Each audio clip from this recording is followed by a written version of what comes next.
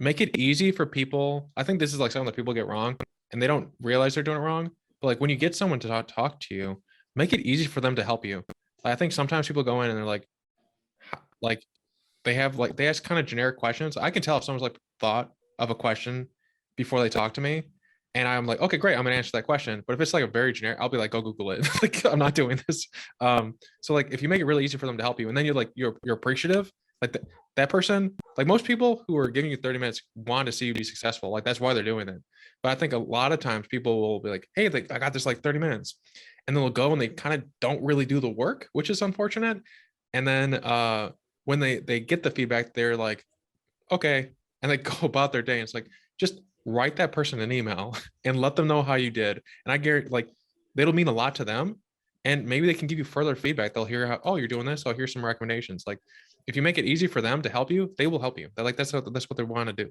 I think that's a critical thing that I see a lot of people failing on is they win they get the win of having, they're doing a good thing about like putting themselves out there, but then they don't know how to like capture that win and like seize the opportunity, I think. I couldn't agree more. In fact, like when I was first starting my company, I was doing a lot of discovery, right? So I was like trying to talk to as many people as possible. And so I was just like, any way, shape, or form I could get somebody to talk to me was appreciated. And so the amount of prep that I would do is for a half-hour phone call, I would do at least 3 hours of prep before the phone call. So I would know everything about this person's job history. I would know everything about the organization that there was to know publicly. I would look at all of their most recent strategic initiatives. All of the background was done. So I could go in and just ask about the assumptions that I had that were most useful for me to ask about. And then that person felt like, okay, this person really put in the work before they came in here to talk to me. And then afterwards, I would do the work too. So after every phone call, not only was there like note taking and very clear sort of learning style of work that was happening. So, hey, I learned this from this person. I learned this from this person. How do I reconcile these two data points?